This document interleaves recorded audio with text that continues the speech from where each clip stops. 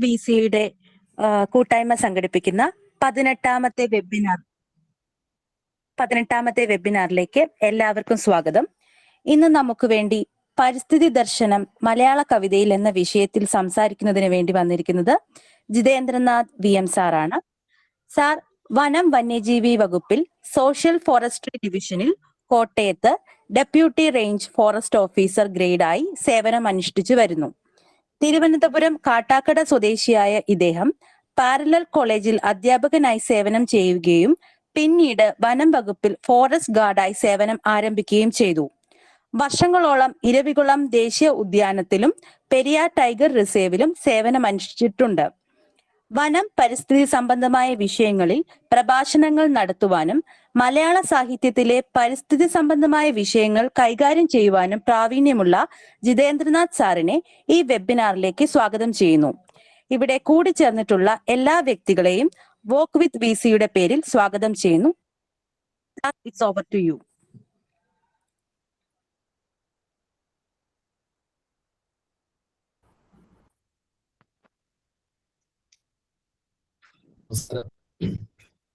കേൾക്കാമോ?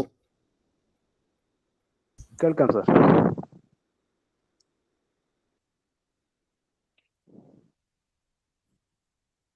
അതിന് ഞാനൊരു ജീവനക്കാരൻ മാത്രമാണ്. മലയാളം നമുക്ക് ഇഷ്ടമുള്ള ഒരു വിഷയമായതുകൊണ്ട് ഇങ്ങനൊരു വിഷയം എടുത്തുവന്നേ ഉള്ളൂ. പിന്നെ രേഷ്മ പറഞ്ഞതുപോലെ കുറച്ചു കാലം ഈ പാരലൽ കോളേജിലൊക്കെ ഉണ്ടായിരുന്നതിന്റെ ഒരു പരിചയം മാത്രമാണ് കൈമുതൽ. നമുക്കൊന്ന് ശ്രമിക്കാം. കുഴപ്പമില്ലല്ലോ? കേൾക്കുന്നുണ്ടോ? കേൾക്കുന്നുണ്ട് സാർ. ഓക്കെ പ്രൊസീഡ് ചെയ്തോളൂ. നമ്മളെ സംബന്ധിച്ചുള്ള ഒരു പ്രശ്നം, നമുക്കൊരു ഓഫ്ലൈൻ ക്ലാസ് ആണെങ്കിൽ കുറച്ചുകൂടി നന്നാവുമായിരുന്നു. നമുക്ക് ആൾക്കാരെ കാണാനും അവരുടെ ഒരു റെസ്പോൺസ് മനസ്സിലാക്കാനും ഒക്കെ പറ്റുമായിരുന്നു. ഇതിപ്പോ ഒരു സാധ്യത എന്നാലും കുഴപ്പമില്ല. നിങ്ങൾ എന്തെങ്കിലും ചോദിക്കാൻ അങ്ങനെ എന്തെങ്കിലും ഉണ്ടെങ്കിൽ, അല്ലെങ്കിൽ ഞാൻ പറയുന്നതുമായിട്ട് ബന്ധപ്പെട്ട എന്തെങ്കിലും ഒരു അഭിപ്രായ വ്യത്യാസം ഉണ്ടെങ്കിലും അത് രേഖപ്പെടുത്തിയാൽ നല്ലതായിരിക്കും എനിക്ക് തോന്നുന്നു.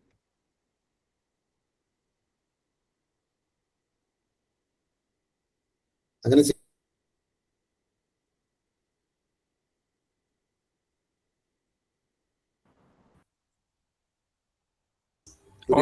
സെഷനായിട്ട് നമുക്ക് അതിനെ കൊണ്ട്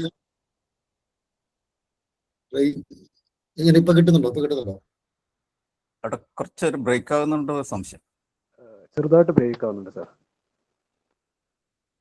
ചിലപ്പോ കറണ്ട് ഇല്ലായിരുന്നു, ഇപ്പൊ വന്നോളൂ. ഒരു വർഷം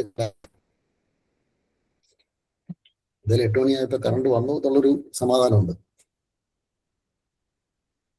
അപ്പൊ നോക്കാം, ഞാൻ പറയുന്നത് കേൾക്കുന്നില്ലെങ്കിൽ ഒന്നും പറയുക കേട്ടോ. ഓക്കെ. ഞാനതാണ് ഈ തുടക്കത്തിൽ നമുക്കൊരു ഓഫ്ലൈൻ ക്ലാസിന്റെ ഒരു അവസ്ഥ ഇതിനകത്ത് കിട്ടത്തില്ല. എന്നാലും നമുക്ക് ശ്രമിക്കാം. നോക്കൂ, പരിസ്ഥിതി ദർശനം മലയാള കവിതയിൽ, ഇതാണ് നമ്മൾ ഇന്ന് സംസാരിക്കാൻ ഉദ്ദേശിക്കുന്ന വിഷയം. പൊതുവിലുള്ള പാരിസ്ഥിതിക പ്രശ്നങ്ങളെ കുറിച്ചുള്ള അത്യാവശ്യം ബോധമുള്ള ഒരു ഗ്രൂപ്പാണ് ഇതെന്ന് എനിക്ക് തോന്നുന്നു. നമ്മൾ ഈ സാധാരണ ഈ സ്കൂള് കോളേജ് കുട്ടികളെ പോലെ ആയിരിക്കില്ല. നിങ്ങൾ ഇതുമായി ബന്ധപ്പെട്ട ഒരുപാട് യാത്രകളൊക്കെ നടത്തുന്നതായിട്ടാണ് ഞാൻ മനസ്സിലാക്കുന്നത്. അങ്ങനെയല്ലേ? അതെ സാർ, അങ്ങനെ തന്നെയല്ലേ?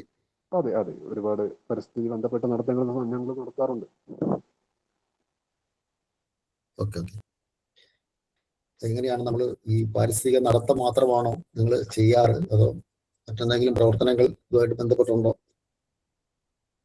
പരിസ്ഥിതി ഡോക്യുമെന്റ് ചെയ്യും, ബയോഡൈവേഴ്സിറ്റി ഡോക്യുമെന്റേഷൻ, ഇതിന്റെ കൺസർവേഷനുമായിട്ടുള്ള ആസ്പെക്റ്റുകളാണ് നമ്മൾ മെയിൻ ആയിട്ട് ചെയ്യുന്നത്. ഓക്കെ. ഇത് എല്ലാ ഏജ് ഗ്രൂപ്പ് എങ്ങനെയാണ് ഇതിനകത്തുള്ള അംഗങ്ങളില്? എല്ലാ ഏജ് ഗ്രൂപ്പിലുള്ളവരും ഉണ്ട്. കുട്ടികൾ മുതൽ അങ്ങോട്ട് മുകളിലോട്ടുള്ളവരുണ്ട്. ഓക്കെ. അപ്പോ ഇതൊരു ശരിക്കും പരിസ്ഥിതി ദർശന മലയാള കവിതയിൽ എന്ന് പറയുമ്പോൾ അത് ശരിക്കും ഒരു ക്ലാസ് എന്നുള്ളതിനപ്പുറത്ത് അതൊരു ഓർമ്മപ്പെടുത്തൽ, ആ ഒരു രീതിയിൽ ഇതിനെ കണ്ടാൽ മതിയാവും. പാരിസ്ഥിതിക പ്രശ്നങ്ങളെ കുറിച്ചുള്ളൊരു ഓർമ്മപ്പെടുത്തൽ ആണ് ഈ കവിതകളിലും സാഹിത്യങ്ങളിലും കൂടെയൊക്കെ നമുക്ക് ഇപ്പൊ ചെയ്യാൻ കഴിയുന്ന ഒരു കാര്യം. പിന്നെ ഞാൻ വനംവകുപ്പിൽ ഒരു 25 വർഷമായിട്ട് ജോലി ചെയ്യുന്നത് കൊണ്ടുള്ള കുറച്ച് കാടനുഭവങ്ങൾ ഉണ്ട് നമുക്ക്. അപ്പൊ അത് നിങ്ങൾ എന്തെങ്കിലും ഇന്ററാക്ട് ചെയ്യുകയാണെങ്കിൽ നമുക്ക് അതുമായിട്ട് ബന്ധപ്പെട്ട് സംസാരിക്കാം. ഓക്കെ, നമുക്ക് നേരെ ശ്രേണിയിലോട്ട് വരാം. നമ്മൾ ഈ പരിസ്ഥിതി പ്രശ്നങ്ങളെ കുറിച്ച് ചിന്തിച്ചു തുടങ്ങിയത് എന്ന് മുതലാണ് എന്ന് ആരെങ്കിലും പിന്നെ ശ്രദ്ധിച്ചിട്ടുണ്ടോ?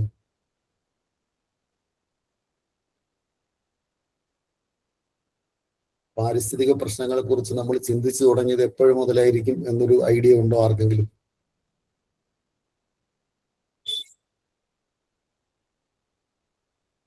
കേൾക്കുന്നുണ്ടല്ലേ? കേൾക്കാം സാർ, കേൾക്കാം. ആരെങ്കിലൊക്കെ ഒന്ന് പ്രതികരിച്ചാൽ നന്നായിരുന്നു. സൈലന്റ് വാലി സമരകാലം സൈലന്റ് വാലി ഞാനത് പ്രതീക്ഷിച്ചു. ഇങ്ങനെയുള്ള, അതായത് ഒരു പ്രത്യേക ഇൻസിഡന്റുമായിട്ട് ബന്ധപ്പെട്ടാണ് നമ്മൾ ഇതിനെ എപ്പോഴും കണക്ട് ചെയ്യുക. സൈലന്റ് വാലി സമരകാലം, അല്ലെങ്കിൽ ഒരു പ്രളയകാലം എന്നോ പിന്നെ ഉരുൾപൊട്ടലിന്റെ ഒരു കാലം എന്നോ ഒക്കെ പറഞ്ഞിട്ടൊക്കെ ആയിരിക്കും നമ്മൾ പലപ്പോഴും പരിസ്ഥിതി പ്രശ്നങ്ങളെ കുറിച്ച് വളരെ തീവ്രമായി ചിന്തിച്ചു തുടങ്ങിയത് എന്നുള്ളതാണ് നമ്മുടെ എല്ലാം മനസ്സിനകത്തുള്ള ഒരു കാഴ്ചപ്പാട്. പൊതുവിൽ ഉള്ള ഒരു കാഴ്ചപ്പാട് അങ്ങനെയാണ്. അതായത് ഈ പല വിധത്തിലുള്ള പാരിസ്ഥിതിക പ്രശ്നങ്ങൾ രൂക്ഷമായി കൊണ്ടിരിക്കുന്ന ഒരു കാലഘട്ടത്തിൽ അങ്ങനെ ഒരു ചിന്ത വന്നിട്ടുണ്ടാകും എന്നായിരിക്കും നമ്മൾ സാമാന്യമായിട്ടൊരു ഉത്തരം പറയുക. പ്രായോഗികമായിട്ട് അത് ശരിയാണ് എന്ന് വേണമെങ്കിൽ നമുക്ക് പറയാനും പറ്റും. അതിൻ്റെ ഒരു കാരണം എന്ന് പറഞ്ഞാല് പിന്നെ നമ്മൾ അങ്ങനെ ഒരു ഉത്തരത്തിലേക്ക് നമ്മളെ കൊണ്ട് എത്തിച്ചതിൻ്റെ ഒരു കാരണം എന്ന് പറയുന്നത്, നമ്മൾ തന്നെ വരുത്തി വെച്ച ഈ സാമൂഹിക പാരിസ്ഥിതിക പ്രശ്നങ്ങളെ തിരിച്ചറിയാൻ നമ്മൾ വൈകിപ്പോയി എന്നുള്ളതാണ് അതിൻ്റെ ഒരു കാരണം. നോക്കൂ, നമ്മുടെ വിഷയത്തിലേക്ക് വരുമ്പോൾ ഈ ഒരു ചിന്ത ഉണ്ടായി തുടങ്ങിയിട്ട് കുറേയധികം കാലങ്ങളായിട്ടുണ്ട് എന്ന് പറയേണ്ടി വരും.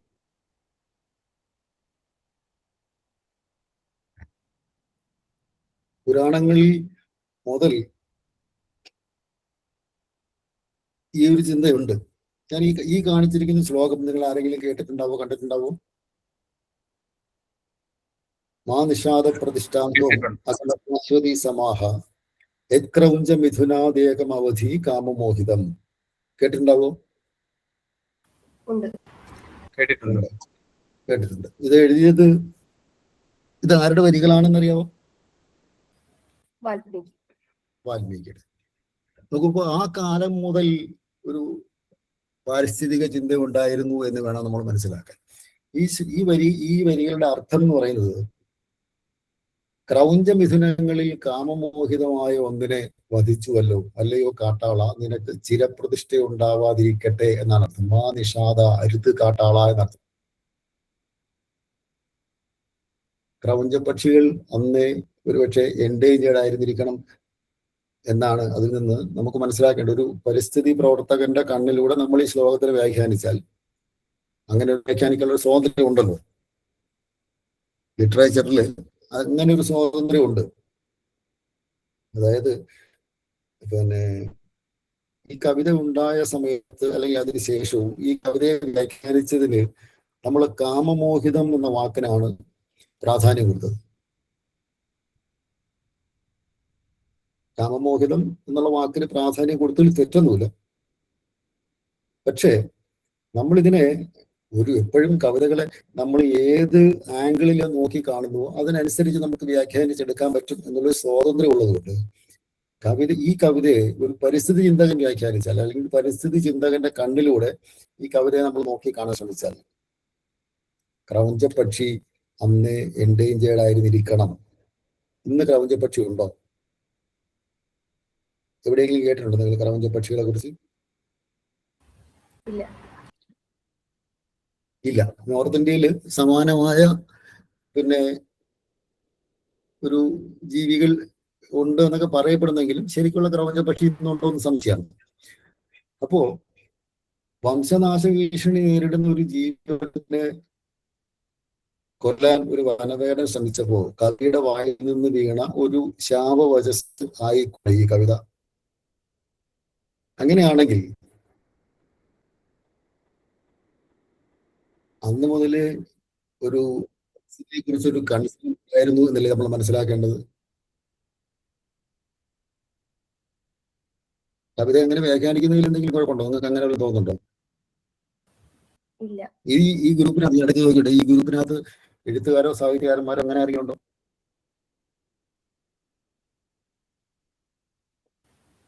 എഴുത്തുകാര് കഥാകൃത്തുക്കളൊക്കെ ഉണ്ട്. അപ്പൊ തീർച്ചയായിട്ടും അപ്പൊ അവർക്ക് അതിനകത്ത് എന്തെങ്കിലും അഭിപ്രായം ഉണ്ടാവുമായിരിക്കും. ഞാൻ ഈ പറഞ്ഞതിനകത്ത് എന്തെങ്കിലും എതിരഭിപ്രായം വല്ലതും ഉണ്ടോ എന്നാണ് ചോദ്യം. ഒരു കവിതയെ നമ്മുടെ ഇഷ്ടത്തിനനുസരിച്ച് അങ്ങനെ വ്യാഖ്യാനിക്കുന്നതിൽ എന്തെങ്കിലും അപാകത ഉള്ളതായിട്ട് തോന്നുന്നുണ്ടോ നിങ്ങൾക്ക്? കാലങ്ങളായി പറഞ്ഞു വെച്ചൊരു സാധനമാണ് ക്രൗഞ്ചമിഥുനങ്ങളിൽ കാമമോഹിതമായ ഒന്നിനെ വധിച്ചത് കൊണ്ട് നിനക്ക് ചിരപ്രതിഷ്ഠ ഉണ്ടാവാതിരിക്കട്ടെ എന്നാണ് കവി വചനം. അങ്ങനെയാണ് ഈ കവിത വ്യാഖ്യാനിക്കപ്പെട്ടത്. പക്ഷെ ക്രൗഞ്ചപക്ഷി അന്നേ വംശനാശ ഭീഷണി നേരിടുന്നവ ആണ് എന്നുള്ളത് കൊണ്ട്, അല്ലെങ്കിൽ അങ്ങനെ ആയിരിക്കാം എന്നുള്ളത് കൊണ്ടാവും ഈ കവിത ഇങ്ങനെ എഴുതപ്പെട്ടത് എന്ന് ഞാൻ പറഞ്ഞാൽ അതിനകത്ത് എന്തെങ്കിലും എതിരഭിപ്രായം ഉണ്ടോ എന്നാണ് ചോദ്യം. അതൊരു അധിക വായനയാണെന്നുള്ള അഭിപ്രായം ഉണ്ട് എനിക്ക്. എങ്ങനെ ക്ലിയർ ഒരു അധിക വായന ആയിക്കൂടെ? അങ്ങനെ തോന്നുന്നുണ്ടോ? ഇനി അങ്ങനെ വായിച്ചാൽ അതിനകത്ത് കുഴപ്പമുണ്ടോ? കുഴപ്പമില്ല, കുഴപ്പം അല്ല. പക്ഷെ അവരങ്ങനെ ഉദ്ദേശിച്ചിട്ടുണ്ടോ എന്നുള്ള കാര്യത്തിൽ, കവി അങ്ങനെ ഉദ്ദേശിച്ചിട്ടുണ്ടോ എന്നുള്ള കാര്യത്തിൽ, അത് അവിടെയാണ് ഈ കവിതകളുടെ ഒരു ഒരു ഒരു പ്രസക്തി നമ്മൾ മനസ്സിലാക്കേണ്ടത്. അതായത് കവിതാ രസമാധുര്യം വ്യാഖ്യാതാവേത്തി ന കവി സുതാ സുരത സാമർഥ്യം ജാമാതാവേത്തി ന പിത, അങ്ങനെ ഒരു പ്രമാണമുണ്ട്. അതായത് പുത്രിയുടെ കാമകലാ വൈഭവം മനസ്സിലാക്കുന്നത് പിതാവല്ല, മറിച്ച് അവളുടെ ഭർത്താവായിരിക്കും. അങ്ങനെയാണല്ലോ എന്ന് പറഞ്ഞതുപോലെ കവിതയുടെ രസമാധുര്യം അറിയുന്നത് കവിയല്ല, മറിച്ച് അതിന്റെ വ്യാഖ്യാതാവ്. എഴുതി കഴിയുന്നതോടുകൂടി കവിയുടെ പണി കഴിഞ്ഞു. കവി ഉദ്ദേശിക്കാത്ത സാധനങ്ങൾ ചിലപ്പോ ഈ വരികൾക്കുള്ളിൽ ഒളിഞ്ഞു കിടന്നാൽ അതിനെ കണ്ടെത്താനുള്ളൊരു സ്വാതന്ത്ര്യം വായനക്കാരനും അതിന്റെ വ്യാഖ്യാതാവിനും ഉണ്ട്. അപ്പൊ ആ അർത്ഥത്തിൽ കവി എന്തുദ്ദേശിച്ചാലും അതിനകത്ത് കവി ഉദ്ദേശിക്കാത്തത് ചിലപ്പോൾ ഒളിഞ്ഞിരിപ്പുണ്ടെങ്കിൽ അതിനെ കണ്ടെത്താനുള്ള സ്വാതന്ത്ര്യം നമുക്കുണ്ട്. അത് ഞാൻ ചെയ്താലും നിങ്ങൾ ചെയ്താലും അതിനകത്ത് ഞാൻ കുറ്റം പറയാൻ പറ്റില്ല. പലപ്പോഴും അങ്ങനെയാണ് കവിതകൾ ഈ കാലാതിവർത്തി ആവുന്നത്. എഴുതപ്പെടുന്ന സമയത്ത് നമ്മൾ ഈ രസകരമായി നമ്മുടെ കുഞ്ഞുണ്ണി മാഷിനെ കുറിച്ച് പറയുന്ന ഒരു വരിയുണ്ട്. അതായത് പുള്ളിങ്ങനെ ഏതോ ഒരു അഭിസമ്മേളനത്തിന് മറ്റും പങ്കെടുക്കുന്ന സമയത്ത് കുഞ്ഞുണ്ണി മാഷാണെന്നാണ് എൻ്റെ ഒരു ഓർമ്മ. പിന്നെ പുള്ളിക്ക് അവതരിപ്പിക്കാൻ കവിതയൊന്നുമില്ല. പുള്ളി അങ്ങനെ കുഞ്ഞുണ്ണി മാഷാണോ അയ്യപ്പനാണോ എന്ന് സംശയമുണ്ട്. പിന്നെ ഈ അവതരിപ്പിക്കാൻ കവിതയൊന്നുമില്ല. പുള്ളി ആളുടെ ഒരു ബീഡി മേടിച്ചു, എന്നിട്ട് അയാളെ തന്നെ തീപ്പെട്ടി മേടിച്ചിട്ട് ഇത് വലിച്ചു. പുള്ളി കവിതയെല്ലാം വിളിച്ചപ്പോ പുള്ളി എന്നിട്ട് ചൊല്ലിയ കവിത ഇങ്ങനെയാണ്: ഒരു ബീഡി തരൂ, ഒരു ചുണ്ട് തരൂ, ഞാനൊരു ബീഡി വലിച്ച് രസിക്കട്ടെ. പുള്ളി അത് വേറെ ഒന്നും ഉദ്ദേശിച്ചില്ല.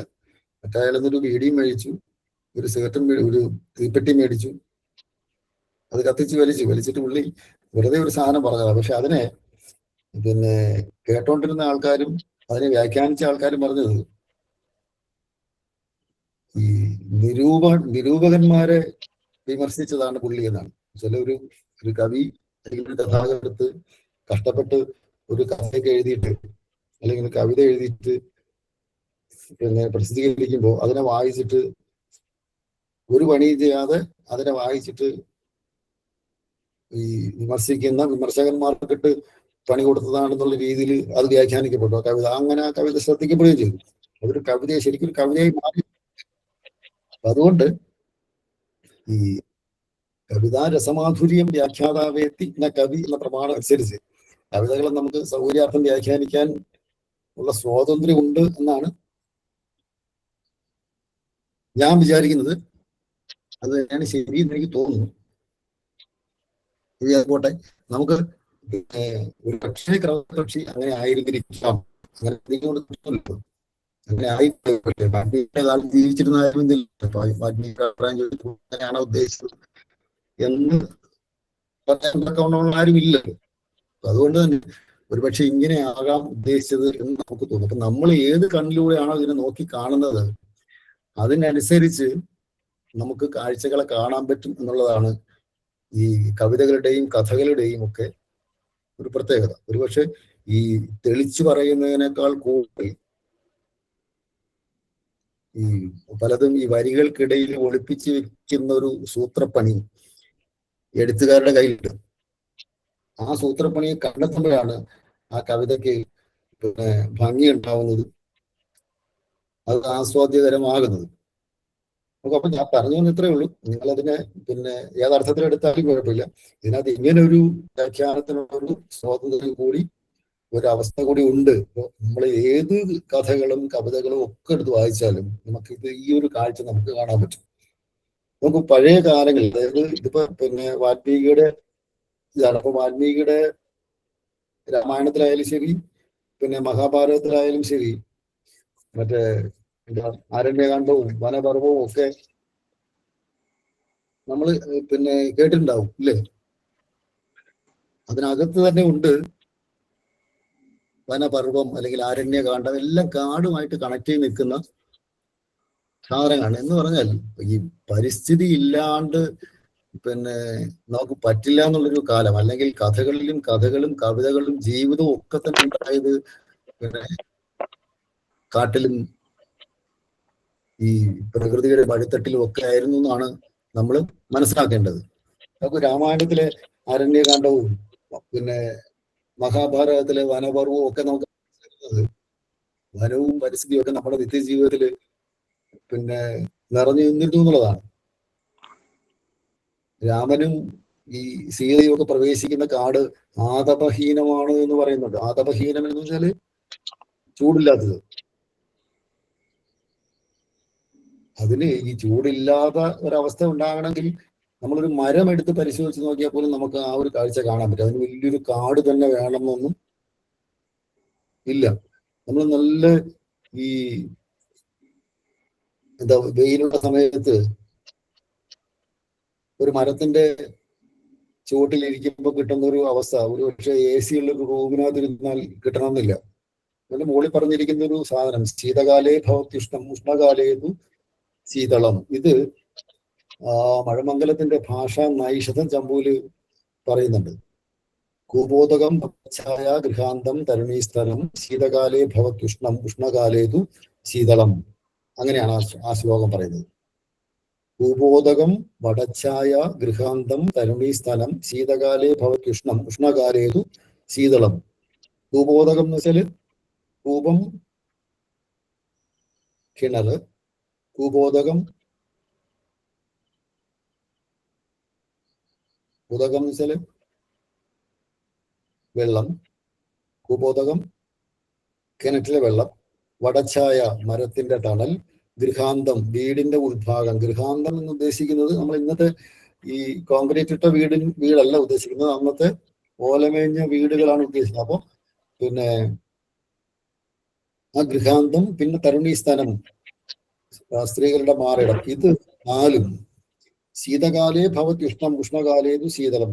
തണുപ്പ് സമയത്ത് ചൂടും ചൂട് സമയത്ത് തണുപ്പും പ്രദാനം ചെയ്യും എന്നാണ് പറയുന്നത്. അപ്പൊ പിന്നെ രാമനും സീതയും ഒക്കെ പ്രവേശിച്ച കാട് ആതപഹീനമാണ് എന്നുള്ളതിന് ഇതിൽപോലെ ഒരു ഉദാഹരണമുണ്ട്. ഒരു മരം പോലും ഇങ്ങനെ നമുക്ക് തണൽ തരുമ്പോ, മരങ്ങളുടെ ഒരു കൂട്ടമായ കാട് നമുക്ക് തരുന്ന ഒരു സൗഭാഗ്യം എന്ന് പറയുന്നത് ചെറുതൊന്നുമല്ല. തണുപ്പ് മാത്രമല്ലല്ലോ പിന്നെ മരത്തിന്റെ ഒരു പ്രാധാന്യം എന്ന് പറയുന്നത്. മരത്തിന്റെ പ്രാധാന്യത്തെ കുറിച്ച് പറഞ്ഞ് നമ്മൾ കുറേ പറയേണ്ടി വരും. നമുക്ക് സംസാരിക്കാം. ഈ വിഷയം ഇതായതുകൊണ്ട് നമ്മൾ തൽക്കാലം കവിതകളിലൂടെ ഇങ്ങനെ പോകാമെന്ന് വിചാരിക്കുന്നു. മരത്തിന്റെ ഒക്കെ പ്രാധാന്യം നമുക്കറിയാലോ.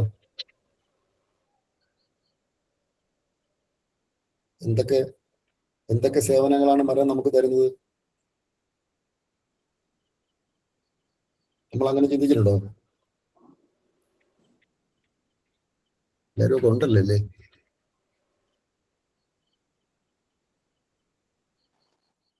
ഉണ്ട് സാർ, ഉണ്ട് സാർ. Okay okay.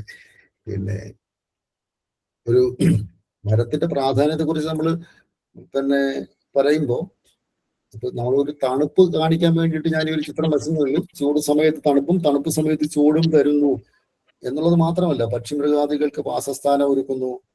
പിന്നെ ഏറ്റവും പ്രധാനമായിട്ട് നമുക്ക് ഓക്സിജൻ തരുന്നു. നമ്മൾ പുറത്തു വിടുന്ന കാർബൺ ഡൈ ഓക്സൈഡ് വലിച്ചെടുത്തിട്ട് നമുക്ക് ഓക്സിജൻ തരുന്നു. ഇപ്പൊ കാർബൺ ഡൈ ഓക്സൈഡ് വലിച്ചെടുക്കുക എന്നൊരു പ്രക്രിയ നടക്കുന്നത് കൊണ്ട് തന്നെ ആഗോളതാപനം പോലെയുള്ള പ്രശ്നങ്ങളിൽ നിന്ന് നമ്മളെ പിന്നെ ഒഴിവാകുന്നു. അങ്ങനെ ഒരുപാട് മണ്ണൊലിപ്പിനെ തടയുന്ന തരത്തിൽ, മണ്ണൊലിപ്പിനെ തടയുക എന്ന് പറയുമ്പോഴും അതിനകത്തും എങ്ങനെയാ മണ്ണൊലിപ്പ് തടയുന്നേ? മരങ്ങള് പെട്ടെന്ന് ആരെങ്കിലും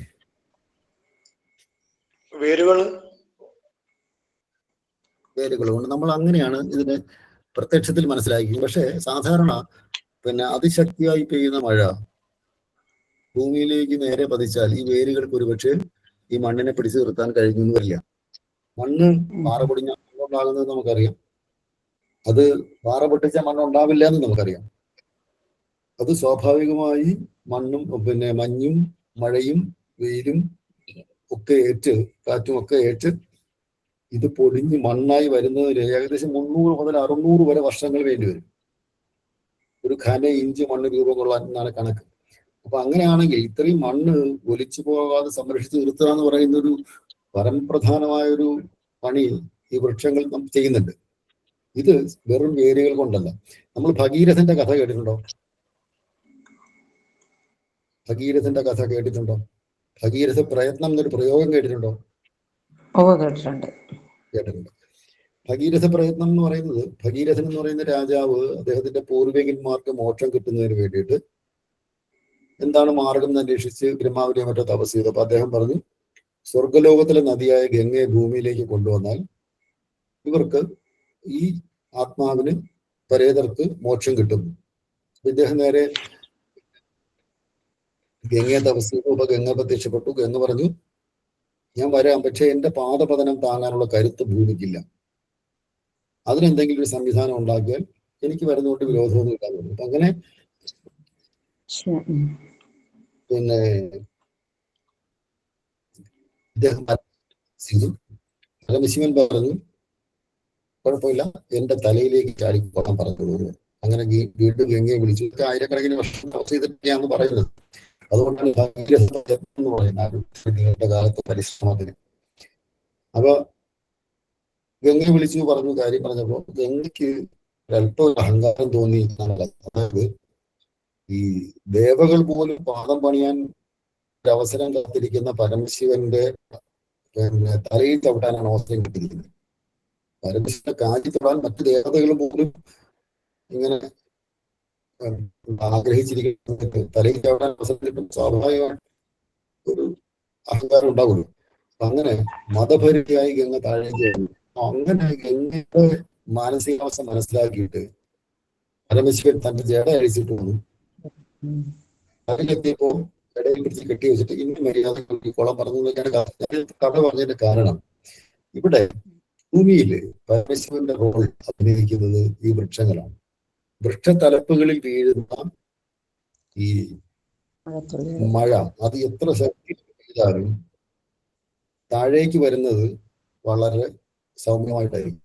കാര്യം ഈ കാനോപ്പിയിൽ വൃക്ഷത്തലപ്പിൽ വീണിട്ട് വെള്ളം പിന്നെ തുള്ളി തുള്ളിയായിട്ട് താഴെ വീഴും. അപ്പൊ അങ്ങനെ താഴെ വീഴുന്ന മഴത്തുള്ളികളെ സംരക്ഷിച്ച് നിർത്തുന്നതിന് ഈ മേൽമണ്ണിന് മുകളിൽ അടിഞ്ഞുകൂടിയിട്ടുള്ള ജൈവ അവശിഷ്ടങ്ങൾക്ക് സാധിക്കും. അതൊരു സ്പോഞ്ച് പോലൊക്കെ നമ്മൾ നാട്ടുപുറത്തൊന്നും അത് കാണാൻ പറ്റില്ല. പക്ഷെ കാട്ടിനകത്തൊക്കെ ആണെങ്കിൽ സ്പോഞ്ച് പോലെ കരിയിലയും പിന്നെ ചുള്ളി കമ്പും ഒക്കെ വീണിട്ട് കാലങ്ങളായിട്ട് വീണ് കിടന്നൊരു സ്പോഞ്ച് പോലെ ഇങ്ങനെ മേൽമണ്ണിന് മുകളിൽ ഉണ്ടാവും. നമ്മളതിനെ ഈ ജോഗ്രഫി പഠിക്കുന്ന കുട്ടികൾ ഹ്യൂമസ് എന്ന് പറയും. ഈ ഹ്യൂമസിന് മുകളിൽ വീഴുന്ന ജലകണികകൾ സ്പോഞ്ച് പോലെ ആഗിരണം ചെയ്യപ്പെടുകയും അത് മണ്ണിലേക്ക് എല്ലാ വിസരണം നടത്തുകയും ചെയ്യും. അതാണ് നമുക്ക് ഭൂഗർഭജലമായിട്ട് കുളം കുഴിച്ചാലും കിണർ കുഴിച്ചാലും ഒക്കെ വെള്ളം കിട്ടുന്നത് അങ്ങനെയാണ്.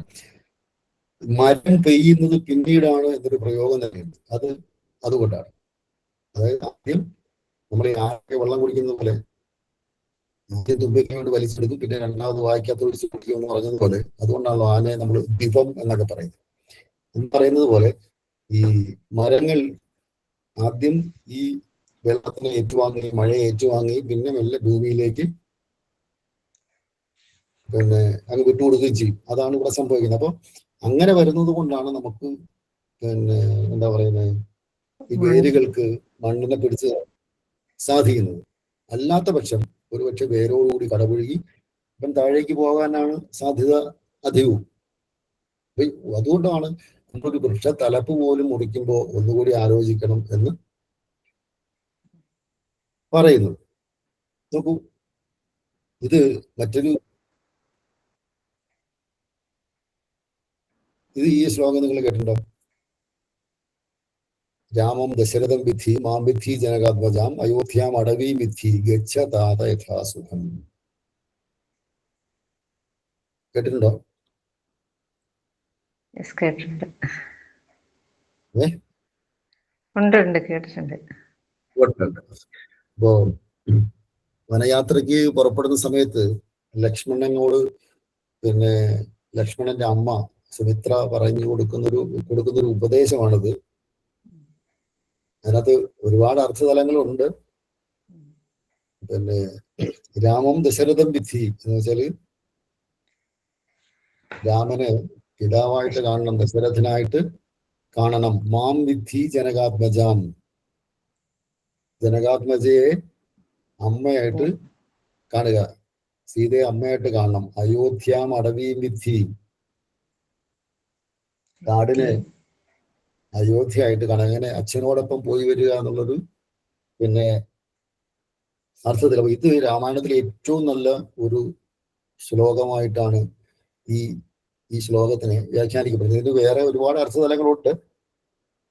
അതായത് പിന്നെ രാമൻ പോകുന്നത് പത്നി സമേതനായിട്ടാണ്, ലക്ഷ്മണൻ ഒറ്റയ്ക്കാണ്. അപ്പോ പിന്നെ അരുതാത്ത ചിന്തകളൊന്നും ഉണ്ടാകരുത് എന്നുള്ള ഒരു കാഴ്ചപ്പാട് കൂടി ഉണ്ട് ആ ഒരു ശ്ലോകത്തിനകത്ത്. ഞാൻ പറയാൻ ഉദ്ദേശിക്കുന്നത് ഇത്രയേ ഉള്ളൂ. പിന്നെ അടവിയെ പോലും അയോധ്യയെ പോലെ കണ്ട് ജീവിക്കാൻ ഉപദേശിച്ചു വിടുന്ന മാതാക്കൾ ഉണ്ടായിരുന്ന പിന്നെ കാലം. മനുഷ്യന്റെ പിന്നെ വന്യജീവികളോടുള്ള, വനങ്ങളോടുള്ള ബന്ധത്തിന് ആയിരക്കണക്കിന് വർഷങ്ങളുടെ വഴക്കമുണ്ട്. ഈ ചിത്രത്തിൽ കാണുന്നത് ശകുന്തളയുടെ ഒരു ചിത്രമാണ്. നോക്കൂ, ശകുന്തളയുടെ പിന്നില് നമ്മൾ കാണുന്ന ഒരു മാൻകുട്ടിയുണ്ട്. ഈ മാൻകുട്ടിയുടെ പേര് ദീർഘാപാങ്കൻ എന്നാണ്. ശാകുന്തളം നാടകത്തിലെ ഒരു കഥാപാത്രമാണ് ദീർഘാപാങ്കൻ എന്ന് പറയുന്ന മാൻകുട്ടിയും പിന്നെ വനജോത്സ്ന എന്ന് പറയുന്ന ഒരു മുല്ലവള്ളിയോടെ. ഇതില് ദുഷ്യന്തൻ കാണുന്നത് ഈ ചെടികൾക്ക് വെള്ളം ഒഴിച്ചുകൊണ്ടിരിക്കുന്ന ഒരു നിലയിലാണ്.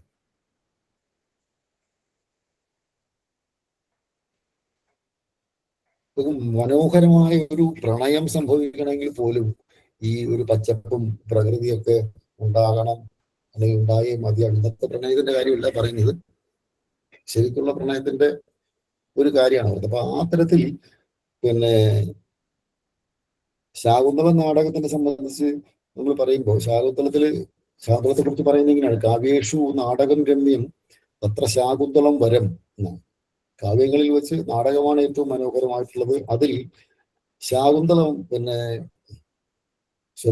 കാവ്യങ്ങളിൽ വെച്ച് നാടകമാണ് ഏറ്റവും മനോഹരമായിട്ടുള്ളത്. അതിൽ നാടകങ്ങളിൽ ശാകുന്തളമാണ് ശ്രേഷ്ഠം. തത്ര ശാകുന്തളം വരം, അതിൽ ശാകുന്തളമാണ് ശ്രേഷ്ഠം. ശാകുന്തളോ ചതുർത്ഥാംഗ എന്നാണ്. ശാകുന്തളത്തിലെ 4-ാം അംഗമാണ് ഏറ്റവും മെച്ചപ്പെട്ടത്. നോക്കൂ, 4-ാം അംഗത്തിനകത്ത് 4-ാം അംഗത്തിനകത്ത് പറയുന്നത് ശകുന്തളയെ ദുഷ്യന്തന്റെ കൊട്ടാരത്തിലേക്ക് കണ്ണൻ യാത്ര അയക്കുന്ന രംഗമാണ്. ആ സമയത്ത് പിന്നെ ചെടികളോടായിട്ട് ഈ കണ്ണൻ പറയുന്ന ഒരു ഭാഗമുണ്ട്: താനേ തൊണ്ട നനയ്ക്കയില്ലവൾ നനച്ചിടാതെ നിങ്ങളെ താവും കൗതുകമെങ്കിലും കരുണയാൽ പൊട്ടിച്ചിടാ പല്ലവം. താനേ തൊണ്ട നനയ്ക്കയില്ലവൾ നനച്ചിടാതെ നിങ്ങളെ, ആരാണോ നിങ്ങൾക്ക് വെള്ളം തരാതെ, നിങ്ങളെ നനയ്ക്കാതെ താനേ തൊണ്ട നനയ്ക്കാത്തത്, എത്ര കൗതുകമുണ്ടെങ്കിലും കാരുണ്യം കൊണ്ട് ഒരു തളിരില പോലും, ഒരു പല്ലവം പോലും പൊട്ടിക്കാത്തത്, അങ്ങനെയുള്ള ശകുന്തള നിങ്ങളെ വിട്ടു പോകുന്നു എന്നാണ് പിന്നെ കണ്ണൻ പറയുന്നത്. ഇത് നോക്കൂ, നമ്മൾ ഒന്ന് താരതമ്യം ചെയ്ത് നോക്കൂ. നമ്മൾ ഈ സാമൂഹ്യ വനവൽക്കരണ വിഭാഗം, സോഷ്യൽ ഫോറസ്ട്രി, കാലങ്ങളായിട്ട് വൃക്ഷത്തൈകൾ ഉൽപ്പാദിപ്പിക്കുകയും സ്കൂൾ പഠിക്കുന്ന കുട്ടികൾക്കൊക്കെ അതറിയാം, അല്ലെങ്കിൽ അധ്യാപകരായിട്ടുള്ളവർക്ക് അറിയാം. സ്കൂളിൽ പിന്നെ ഈ അടുത്ത കാലം വരെ തൈകൾ കൊണ്ടുവന്ന് തരുമായിരുന്നു കുട്ടികൾക്ക് കൊടുക്കാനായിട്ട്. അപ്പോ ഈ അത് ഞങ്ങൾ ഈ തൈകൾ കൊണ്ട് കൊടുക്കുന്ന സമയത്ത് ഞങ്ങൾ അനുഭവിച്ചിട്ടുള്ളൊരു കാര്യം, വളരെ രസകരമായിട്ട് എനിക്ക് തോന്നിയിട്ടുള്ളൊരു കാര്യം, തൈകൾ ഉൽപ്പാദിപ്പിക്കുകയും അത് 2 കോടി തൈകൾ ഇത്തവണ ഉൽപ്പാദിപ്പിച്ച് വിതരണം നടത്തിയെന്ന് നമ്മുടെ മന്ത്രി പ്രഖ്യാപിക്കുകയൊക്കെ ചെയ്യും. അത്യാവശ്യം കൈയടിയൊക്കെ കിട്ടാറുണ്ട്. പക്ഷെ അത് കഴിഞ്ഞിട്ട് നമ്മൾ ഈ തൈകള് സ്കൂളുകളിൽ കൊണ്ടുവന്ന് കൊടുക്കുമ്പോൾ, ഒരു 1000 കുട്ടികൾ പഠിക്കുന്ന സ്കൂളാണെങ്കിൽ നമ്മൾ ചെന്നിട്ട് പിന്നെ ടീച്ചറിനോട് ചോദിക്കും, ടീച്ചർ ഞങ്ങളിങ്ങനെ കുറച്ച് പിന്നെ ഇങ്ങനെ തൈകളുണ്ട്, എത്ര കുട്ടികളുണ്ട്? അപ്പോൾ 1000 കുട്ടികളുണ്ട്, ഒരു 1000 തൈ തരട്ടെ, അല്ലെങ്കിൽ 2000 തൈ തരട്ടെ എന്ന് ചോദിച്ചാൽ ഇത് അത്രയൊന്നും വേണ്ട സാറേ, നമുക്കൊരു 400 300 400 ഒക്കെ മതി, കുറച്ച് മതി, എല്ലാ കുട്ടികൾക്കൊന്നും ഇത് താല്പര്യമില്ല എന്നുള്ള രീതിയിൽ പറയും. അപ്പൊ നമ്മള് ശരി, വേറെ മാർഗമില്ല, അവർ ആവശ്യപ്പെടുന്ന തൈകളെ കൊടുക്കാൻ പറ്റും. അപ്പൊ തൈ കൊടുക്കുന്നു. ഈ ടീച്ചർമാരെ സംബന്ധിച്ച് ഒരുപക്ഷെ ചിലപ്പോൾ അന്ന് അവധി ദിവസമായിരിക്കും, തൈ വിതരണം നടത്തണ്ടേ, അപ്പൊ അവരിവിടെ വരണം, അതൊരു തലവേദനയാണ്. തൈ വിതരണം നടത്തുന്നു. കുട്ടികളിത് മേടിച്ചിട്ടോ കുറെ പേര് കൊണ്ടുപോകും, കുറെ പേര് വഴി കളയും. കൊണ്ടുപോകുന്നവർ തന്നെ വീട്ടിൽ കൊണ്ടുവന്ന് പിന്നെ കുഴിച്ചു വയ്ക്കുവോ, അങ്ങനെയൊന്നും പലരും ചെയ്യാറില്ല. ഇനി കുഴിച്ച് വച്ചവർ തന്നെ പിന്നെ അതിനെന്ത് സംഭവിച്ചെന്ന് ആലോചിക്കാറില്ല. നോക്കൂ, നമ്മളൊരു സ്വയം വിമർശനാത്മകമായിട്ട് ചിന്തിച്ചാൽ ഈ തൈ കൊടുത്തതിന് ശേഷം ഈ തൈക്ക് എന്ത് സംഭവിച്ചെന്ന് വനംവകുപ്പ് ആലോചിക്കാറില്ല, അധ്യാപകരെ ആലോചിക്കാറില്ല, കുട്ടികൾ ആലോചിക്കാറില്ല. ഈ തൈകളെല്ലാം മുളച്ചിരുന്നെങ്കിൽ അവസ്ഥ ആലോചിച്ച് നോക്കൂ. ഇത്രയും കാലത്തിനിടയിൽ നമ്മുടെ ഈ വനനയം പറയുന്നത് 33% വനമായിരിക്കണം. ഒരുപക്ഷെ ഒരു 50% കൂടുതൽ വനമായേനെ ഇപ്പൊ ഇത്രയും തൈകളെല്ലാം മുളച്ചിരുന്നെങ്കിൽ. അത് തൈകളൊന്നും അങ്ങനെയല്ല. ഇപ്പൊ ആവശ്യക്കാർക്ക് മാത്രമേ തൈ നമ്മൾ കൊടുക്കുന്നുള്ളൂ. തൈ ഉൽപ്പാദിപ്പിക്കാറുണ്ട്, എല്ലാ വർഷവും ഉൽപ്പാദിപ്പിക്കാറുണ്ട്. ആരെങ്കിലും ഇങ്ങോട്ട് ആവശ്യപ്പെട്ടെങ്കിൽ മാത്രം നമ്മൾ തൈ കൊടുക്കുന്ന ഒരു അവസ്ഥയിലേക്ക് വന്നു. നേരത്തെ അങ്ങോട്ട് കൊട്ടേ കൊടുക്കാറുണ്ട്. ഇത് ഇങ്ങനെ ഒരു കാലത്തിൽ നിന്നാണ്. അതായത് ആരാണോ താനേ തൊണ്ട നനയ്ക്കയില്ലവൾ നനച്ചിടാതെ നിങ്ങളെ, ചെടികൾക്ക് വെള്ളം കൊടുക്കാതെ സ്വയം ജലപാനം ചെയ്യാതിരുന്ന ശകുന്തളയുടെ കാലത്തിൽ നിന്നാണ് നമ്മളിപ്പോ ഈ ഒരു അവസ്ഥയിലേക്ക് വന്നത് എന്ന് പറയുന്നത്. അപ്പൊ അങ്ങനെ ഒരു കാലം ഉണ്ടായിരുന്നു. നമ്മുടെ ചുറ്റുപാടുകളെയൊക്കെ നമ്മളെപ്പോലെ തന്നെ കണ്ട് സ്നേഹിക്കുകയും ബഹുമാനിക്കുകയും ഒക്കെ ചെയ്തിരുന്ന ഒരു കാലം ഉണ്ടായിരുന്നു. വൃക്ഷത്തിനൊക്കെ പിന്നെ പ്രകൃതിയിലെ ഓരോ പ്രകൃതി ശക്തികൾക്കെല്ലാം അധിദേവതയെ കൽപ്പിച്ച് നമ്മൾ ആരാധിച്ചിട്ടില്ലേ? സൂര്യൻ എന്നൊരു ദൈവമുണ്ട്, സൂര്യഭഗവാൻ പിന്നെ ദൈവമാണ്, വേനലിന്റെ ഒരു ദൈവം. പിന്നെ കടലിന് ഒരു ദൈവമുണ്ട്, അഗ്നിക്ക് ഒരു ദൈവമുണ്ട്, ഇല്ല മഴയ്ക്ക് ഇന്ദ്രൻ എന്ന് പറഞ്ഞിട്ടൊരു ദൈവമുണ്ട്. അപ്പൊ ഇങ്ങനെ എല്ലാ പ്രകൃതി ശക്തികൾക്കെല്ലാം ഒരു ദേവതാ സങ്കല്പം വെച്ചിട്ട് ആരാധിച്ചിരുന്ന ഒരു കാലഘട്ടത്തിൽ നിന്ന് നമ്മൾ നേരെ ഈ പുരോഗമനത്തിന്റെ ശാസ്ത്ര പുരോഗതിയുടെ ഒക്കെ ഒരു കാലഘട്ടത്തിലേക്ക് കടന്നു വന്നപ്പോ ഇതെല്ലാം പിന്നെ മിത്തായി മാറി. ഇതൊക്കെ മിത്ത് തന്നെയാണ്, പക്ഷെ എന്നാൽ പോലും പിന്നെ ഇതിയൊക്കെ സ്നേഹിക്കണം എന്നുള്ളൊരു പാഠമാണ് നമുക്ക് ഇതിലൂടെ ഇങ്ങനെയുള്ള ഈ ശ്ലോകങ്ങളിലൂടെയും പഴയ കാല കഥകളിലൂടെ ഒക്കെ നമുക്ക് പറഞ്ഞു തരുന്ന എല്ലാ കഥകൾക്കും ഒരു എന്താ പറയുന്ന ഒരു അത്തരത്തിലൊരു ഗുണപാഠം നമുക്ക് തരാൻ പറ്റുന്ന കുറെ കാര്യങ്ങൾ അതിനകത്ത് അവർ ഉൾച്ചേർത്തിരുന്നു. അറിഞ്ഞോ അറിയാതെയോ അങ്ങനെ സംഭവിച്ചിരുന്നു. അത് സംഭവിക്കുന്നത് എന്തുകൊണ്ടെന്ന് ചോദിച്ചാല് അവര് പ്രകൃതിയുമായി ചേർന്ന് പിന്നെ ജീവിച്ചിരുന്നു. ഇന്ന് വേറിട്ടൊരു ജീവിതത്തെ കുറിച്ച് അവർക്ക് ചിന്തിക്കാൻ കഴിയാത്തത് കൊണ്ടാണ് അവരുടെ കഥകളിലും കവിതകളിലും എല്ലാം ഈ പരിസ്ഥിതി ഇങ്ങനെ കയറി വന്നത്. ഇത് മറ്റൊരു പുരാതന ചിന്തയാണ്. അതായത് പിന്നെ രാവിലെ ഉണർന്നെണീറ്റ് പാദം നിലത്ത് തൊടുന്നതിന് മുമ്പ് പാദസ്പർശം ക്ഷമസ്വമേ എന്ന് പ്രാർത്ഥിച്ചിരുന്ന ഒരു കാലം നമുക്കുണ്ടായിരുന്നു. സമുദ്രവസനേ ദേവി പർവ്വതസ്ഥന മണ്ഡലെ വിഷ്ണുപത്നി നമസ്തുഭ്യം പാദസ്പർശം ക്ഷമസ്വമേ എന്ന് പ്രാർത്ഥിച്ചു.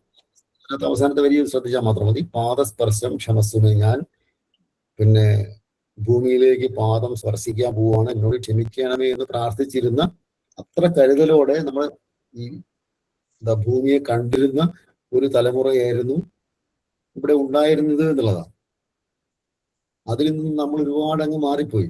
എങ്ങനെ നമ്മുടെ ചുറ്റുപാടുകളെ നശിപ്പിക്കാം എന്നുള്ളതിനെ കുറിച്ച് ഇപ്പൊ റിസർച്ച് നടത്തിക്കൊണ്ടിരിക്കുകയാണ് എനിക്ക് തോന്നുന്നു. ഇല്ല, ഒരു കയ്യിലൊരു പ്ലാസ്റ്റിക് കിട്ടിയാൽ നമ്മൾ ആദ്യം ചെയ്യണ എന്താ, കുട്ടിക്കാലം മുതൽ ശീലിച്ചതാണ്. അതായത് നമ്മൾ ഒരു മുട്ടായി നമ്മൾ മേടിക്കുന്നു, അല്ലെങ്കിൽ നാല് മേടിച്ച് തരുന്നു, നമ്മൾ കഴിക്കുന്നു. മുട്ടായിയുടെ തോല് നമ്മുടെ കയ്യിൽ വെച്ചിരുന്നിട്ട് നമ്മൾ പതുക്കെ സ്കൂളിൽ പോകുന്നൊരു കാലഘട്ടം ചിന്തിച്ചു നോക്കും. നമ്മൾ ആദ്യം ചെയ്യണം എന്തായിരിക്കും, റോഡിലിടാൻ നമുക്ക് ഒരു മടി തോന്നും. നമ്മൾ തൊട്ടരികിൽ ഏതെങ്കിലും തോടോ പുഴയോ വല്ലതും ഉണ്ടെങ്കിൽ പതുക്കെ വെള്ളത്തിലേക്ക് ഇടും. അങ്ങനെയല്ലേ ചെയ്തിരുന്നത്. ഇപ്പൊ ഒരു പക്ഷെ നിങ്ങൾ അത്യാവശ്യം പരിസ്ഥിതിയെ കുറിച്ച് ചിന്തിച്ച് തുടങ്ങിയതൊന്നും ഒരു പക്ഷെ ചെയ്യില്ലായിരിക്കും. പക്ഷെ എന്തെങ്കിലും കുട്ടിക്കാലത്ത് പക്ഷെ അങ്ങനെ ചെയ്തിട്ടുണ്ടാവും. അത് എങ്ങനെയോ അങ്ങനെ വന്നുപോയി. എങ്ങനെ നശിപ്പിക്കാം എന്ന് റിസർച്ച് നടത്താണ്. ഒരു തൂമ്പെടുത്ത് നമ്മുടെ പറമ്പിൽ നിന്ന് കളച്ചു നോക്കൂ. നമ്മൾ മണ്ണിൽ നിന്ന് ഉയർന്നു വരുന്നത് എന്തൊക്കെയായിരിക്കും? നമ്മൾ ഉപയോഗിച്ച് ഉപേക്ഷിച്ച പേനകള്, പിന്നെ വസ്ത്രങ്ങള്, ചെരുപ്പ്, ബ്രഷ് ഇല്ലേ, പല്ല് തേക്കുന്ന ബ്രഷ് ഇല്ലേ, ഇതെല്ലാം ഇങ്ങനെ പറമ്പിൽ നിന്ന് ഇങ്ങനെ ഉയർന്നു വരുന്നൊരു കാഴ്ച നമുക്ക് കാണാൻ പറ്റും. നമ്മൾ പറമ്പൊന്ന് കിളയ്ക്കാൻ ശ്രമിച്ചാൽ. എത്രയോ കാലങ്ങളായിട്ട് നമ്മൾ കുട്ടികൾക്ക്, പിന്നെ സമയം ഒരുപാടായി പോകുന്നു കേട്ടോ, ഞാനിങ്ങനെ പറഞ്ഞുകൊണ്ടിരുന്നത്, കുട്ടികൾക്ക് ഈ പല്ല് മുളച്ച് തുടങ്ങുമ്പോൾ തൊട്ട് നമ്മൾ ഈ ബ്രഷും ഒക്കെ മേടിച്ചു കൊടുക്കാറുണ്ടല്ലോ. 2 പല്ലാവുമ്പോൾ തന്നെ കുഞ്ഞി ബ്രഷൊക്കെ മേടിച്ചു കൊടുക്കും. പിന്നെ ഇത് ശരിക്കും പറഞ്ഞാൽ ബ്രഷ് മാത്രമല്ല, അതിനകത്ത് മറ്റേ ശകലം പേസ്റ്റും വെക്കും. പേസ്റ്റ് ഒരു മധുരമുള്ള സാധനമല്ലേ. ഈ മധുരം കുഞ്ഞുങ്ങൾ കുറച്ച് ഉള്ളിലോട്ട് ഇറക്കും. ഇത് കുഞ്ഞുങ്ങൾക്കുണ്ടാകുന്ന വയറുവേദന പോലെയുള്ള അസുഖങ്ങൾക്കെല്ലാം പ്രധാനപ്പെട്ട കാരണം ഇതെന്നാണ് പിന്നെ പറയപ്പെടുന്നത്. പണ്ട് എന്താ, ഈ മാവില കൊണ്ടൊക്കെ പല്ല് തേച്ചിരുന്നൊരു കാലം ഉണ്ടായിരുന്നല്ലോ. പഴുത്ത മാവില കൊണ്ട് പല്ല് തേച്ചാൽ പുഴുത്ത പല്ലും നവരത്നമായിടും എന്ന് വിശ്വസിച്ചിരുന്ന ഒരു കാലം ഉണ്ടായിരുന്നു. അതിൽ നിന്ന് നമ്മൾ ഇപ്പോ ഈ പേസ്റ്റിന്റെ ഒരു യുഗത്തിലേക്ക് വന്നപ്പോൾ പറയപ്പെടുന്ന ഒരു കണക്ക് പറയുന്നത് എങ്ങനെയാണ്, മലയാളി ഓരോ പ്രഭാതത്തിലും തുപ്പിക്കളയുന്നത് ഏകദേശം 3 കോടിയോളം രൂപയാണ്. മലയാളി മാത്രം ഓരോ പ്രഭാതത്തിലും ഏകദേശം 3 കോടിയോളം രൂപ തുപ്പിക്കളയുന്നു വേസ്റ്റ്. ഇതാണ് അതിന്റെ ഒരു കണക്ക്. അപ്പോൾ അത് ആലോചിച്ച് നോക്കാം, എന്തുമാത്രമാണ് ഇതിന്റെ ഒരു ഉപയോഗം. ഇതുകൊണ്ട് പിന്നെ വല്ല പ്രയോജനം ഉണ്ടോ എന്ന് ചോദിച്ചാൽ വലിയ പ്രയോജനമൊന്നുമില്ല. ദന്താശുപത്രികളുടെ എണ്ണം കൂടി എന്നുള്ളതല്ലാതെ എന്റെയൊക്കെ കുട്ടിക്കാലത്ത് ഞങ്ങളുടെയൊക്കെ നാട്ടിൻപുറത്ത് ദന്താശുപത്രികളേ ഇല്ല. ഒരുപക്ഷെ അതിന്റെ ആവശ്യമൊന്നും ഉണ്ടായിരുന്നില്ല. ഇപ്പോ പെട്ടിക്കട പോലെയാണ് ഈ ദന്താശുപത്രികൾ ഇങ്ങനെ ഉണ്ടായിക്കൊണ്ടിരിക്കുന്നത്. അതിന് മാത്രം നമ്മൾ പ്രകൃതിയിൽ നിന്ന് അകന്നു എന്നാണ് അത് ഇന്ന് മനസ്സിലാക്കേണ്ടത്. അപ്പൊ പാദസ്പർശം ക്ഷമസ്വമേന്ന് പ്രാർത്ഥിച്ചിരുന്ന ആ ഒരു കാലഘട്ടത്തിൽ നിന്ന് മാറി ഭൂമി എങ്ങനെയൊക്കെ നശിപ്പിക്കാൻ പറ്റും ആ തരത്തിലെല്ലാം നമ്മൾ നശിപ്പിച്ചുകൊണ്ടേയിരിക്കുന്നു. ഇത് മറ്റൊരു സാധനം, ഇത് ഈ കാമദേവന്റെ അമ്പുകളാണിത്. അരവിന്ദം, അശോകം, ചൂതം, നവമാലിക, നീലോൽപ്പലം. ഈ 5 കാമദേവന്റെ അമ്പുകൾ. അതുപോലും നോക്കും, എല്ലാം പൂക്കളാണ്. അരവിന്ദം അശോകം ച ചൂതം ച നവമാലിക നീലോൽപ്പലം ച പഞ്ചൈതേ പഞ്ചബാണസ്യ സായക. പഞ്ചബാണന്റെ സായകങ്ങളാണ് ഈ പറഞ്ഞ 5. അരവിന്ദവും അശോകവും ചൂതവും നവമാലികയും നീലോൽപ്പലവും എല്ലാം പൂക്കളാണ്.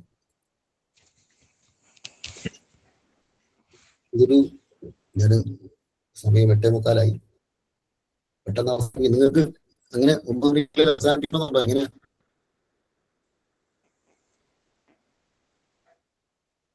സാർ 9 മണിയാകുമ്പോഴേക്കും അവസാനിപ്പിക്കാം സാർ. അവസാനിപ്പിക്കാം.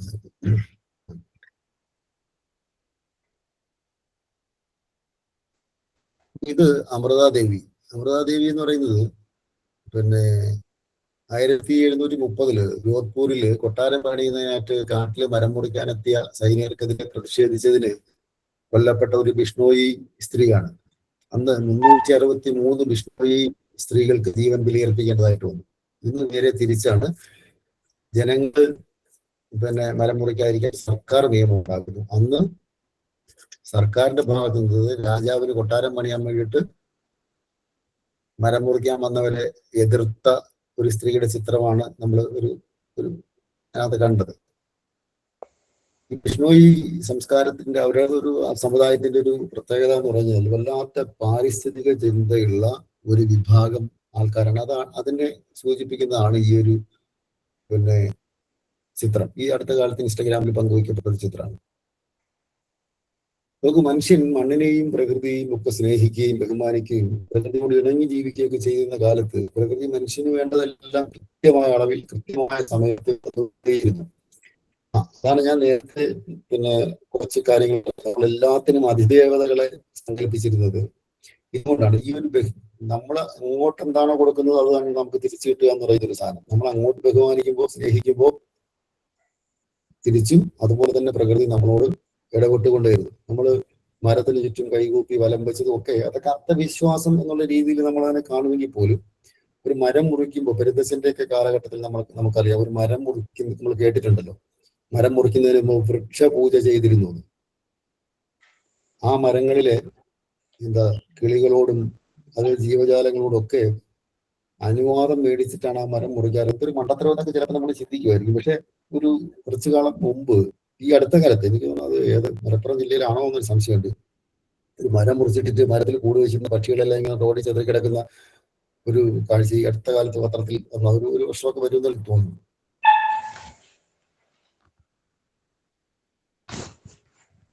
നോക്കൂ, കാവുകൾ എന്നൊക്കെ പറയുന്നത് ഈ അന്ധവിശ്വാസം എന്ന് വേണമെങ്കിൽ നമുക്ക് പറയാമെങ്കിൽ പോലും, പക്ഷെ ആ കാവുകൾ എന്ന് പറയുന്നത് ഒരു കാടിന്റെ ഒരു മിനിയേച്ചറാണ്. അതുകൊണ്ടാണ് നമ്മൾ പഴമക്കാർ പറയുന്നത് കാവ് തീണ്ടിയാൽ കുളം പറ്റും, കുടിവെള്ളം മുട്ടും എന്നൊക്കെ പറയുന്നതിന്റെ ഒരു കാരണം അതാണ്. പാമ്പിനെ നമ്മൾ പൂജിച്ചു. എന്തുകൊണ്ട് പ്രകൃതിയോട് ചേർന്ന് നിന്നു എന്ന് ചോദിച്ചാൽ നമ്മുടെ നിലനിൽപ്പിന് അത് അത്യാവശ്യമായിരുന്നത് കൊണ്ടാണ്.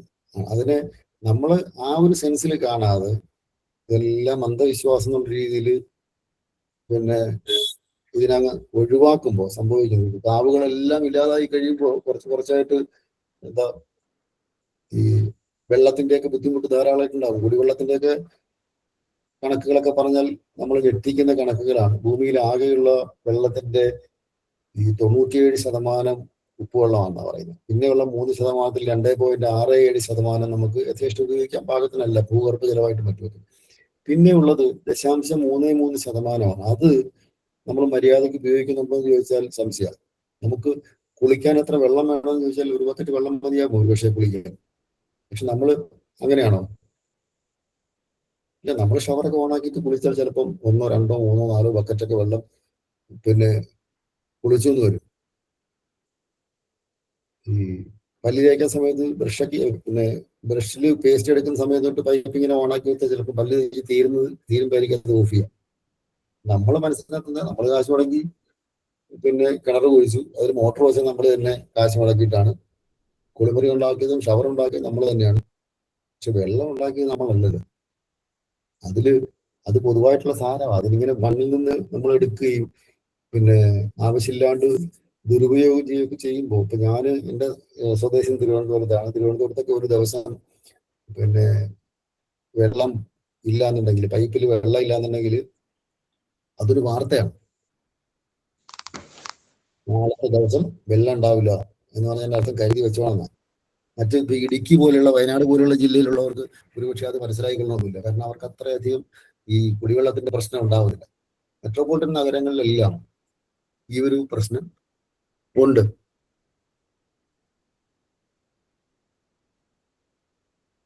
നോക്കൂ, പ്രകൃതി നിയമങ്ങൾക്ക് മേല് മനുഷ്യൻ എന്ന് മുതലാണോ അധീശത്വം സ്ഥാപിക്കാൻ തുടങ്ങിയത് അന്ന് മുതൽ പ്രകൃതി പ്രതികരിച്ചു തുടങ്ങി. അതിവൃഷ്ടിയായിട്ടും അനാവൃഷ്ടിയായിട്ടും ഒക്കെ നമ്മൾ പണ്ട് പറയുമായിരുന്നു, മരമൊക്കെ മുറിച്ച് കളയരുത്, മരമെല്ലാം മുറിച്ച് കളഞ്ഞാൽ ഒന്നുകിൽ പെരുമഴ ഉണ്ടാകും, അല്ലെങ്കിൽ അതികഠിനമായ വേനൽ ഉണ്ടാവും എന്നൊക്കെ പറഞ്ഞു. പക്ഷെ അതിനൊന്നും ആരും കാര്യമാക്കിയില്ല. പക്ഷെ ഇപ്പോ ഈ മാസങ്ങളിലൊക്കെ നമ്മൾ അനുഭവിച്ചിരിക്കുന്ന ചൂട് നമുക്കറിയാലോ. അത് എന്തുകൊണ്ടെന്ന് ചോദിച്ചാൽ പ്രകൃതി ശക്തികളെ നമ്മൾ കീഴടക്കാനുള്ള ശ്രമം നമ്മുടെ ഭാഗത്ത് നിന്ന് ഉണ്ടായി തുടങ്ങിയപ്പോഴാണത്. പ്രകൃതിയുടെ യജമാനൻ എന്നുള്ള നിലയിലേക്ക് നമ്മൾ മാറിയപ്പോഴാണ് ആ പ്രശ്നങ്ങളെല്ലാം ഉണ്ടായത്. നമുക്ക് ഇങ്ങനെ ഒരു വരി നിങ്ങൾ കേട്ടിട്ടുണ്ടാവും. ഈ ഒരു ചിത്രം എന്ന് പറയുന്നത് മൂന്നാറില് ഇരവികുളം നാഷണൽ പാർക്കിനുള്ളിൽ പെട്ടിമുടി എന്ന് പറയുന്ന സ്ഥലത്ത് സംഭവിച്ച ഒരു ദുരന്തമാണ് 2020. എന്നെ സംബന്ധിച്ച് വനംവകുപ്പിൽ ജോലി ചെയ്തതിനു ശേഷം 2 മഹാദുരന്തങ്ങൾക്ക് എനിക്ക് സാക്ഷിയാവേണ്ടി വന്നു. ഒന്ന് 2018 പ്രളയം. ആ സമയത്ത് ഞാൻ പമ്പയിൽ ജോലിയാണ്. 4 വശവും വെള്ളത്താൽ ചുറ്റപ്പെട്ട് അതിനകത്ത് പെട്ടുപോയൊരു കാലം ഉണ്ടായിരുന്നു. അത് കഴിഞ്ഞിട്ട് പിന്നെ ഇരവികുളത്ത് ചെല്ലുമ്പോൾ 2020 അവിടെ ഒരു പെട്ടിമുടി ദുരന്തം. ഏകദേശം 70 പേരാണ് എൻ്റെ 70 പേര് അന്നുവരെ ഉണ്ടായാൽ ഒരു മഹാദുരന്തമായിരുന്നു അത്. അതിനുശേഷം വയനാട് ദുരന്തം വന്നപ്പോഴാണ് പെട്ടിമുടി ദുരന്തം തീരെ ചെറുതായി പോയത്. നമുക്ക് ഒരു നാഷണൽ പാർക്ക് പോലെ, ഒരു ദേശീയോദ്യാനം പോലെ അതിതീവ്രമായ സംരക്ഷണം നടക്കുന്ന ഒരു സ്ഥലത്ത്, അല്ലെങ്കിൽ ആ സ്ഥലത്തോട് ചേർന്ന് ഇങ്ങനെയൊരു ദുരന്തം ഉണ്ടാവുക എന്ന് പറഞ്ഞാൽ അന്ന് വരെ നമുക്ക് സങ്കല്പിക്കാൻ പോലും കഴിയാത്തൊരു സാധനമായിരുന്നു.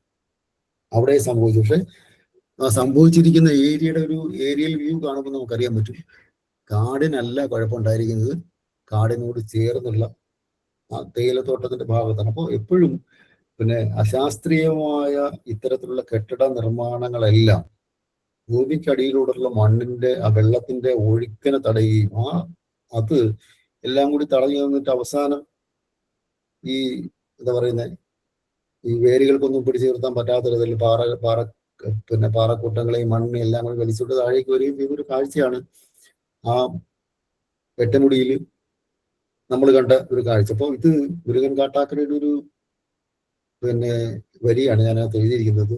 ദുരമൂത്തു നമ്മൾക്കു പുഴ കറുത്തു, ചതിമൂത്തു നമ്മൾക്കു മല വെളുത്തു, തിരമുത്ത വിട്ടോരു കരിമണൽ തീരത്തു വരയിട്ടു നമ്മൾ പൊതിഞ്ഞെടുത്തു. വകയുണ്ട് ഭൂമിക്ക് പുഴകൾക്ക് മലകൾക്ക്, പുക തിന്ന പകലിനും ദ്വേഷമുണ്ട്. നോക്കൂ, കവികള് ഈ ക്രാന്തദർശികളാണ് എന്ന് പറയുന്നത് അതുകൊണ്ടാണ്. ONV ഗ്രൂപ്പിന്റെ കവിതയിൽ നമുക്ക് ഇങ്ങനെ ഒരു കാഴ്ച കാണാൻ പറ്റും. ഭൂമിക്കൊരു ചരമഗീതം എന്ന് പറയുന്ന കവിതയിലും അദ്ദേഹം പറയുന്നുണ്ട്, മൃതിയുടെ കറുത്ത വിഷപുഷ്പം വിടർന്ന് അതിൻ നിഴലിൽ നീ നാളെ മരവിക്ക്, ഉയരറ്റ നിൻമുഖത്ത് അശ്രുബിന്ദുക്കളാൽ ഉദകം പകർന്നു വിലപിക്കാൻ ഇവിടെ അവശേഷിക്കുകയില്ലാരും ഈ ഞാനും എന്ന് പറയുന്നുണ്ട് ONV ഗ്രൂപ്പിന്റെ കവിതയിൽ. ഇവിടെയും മുരുകൻ കാട്ടാക്കടയും പറയുന്നത് അതിനെയാണ്.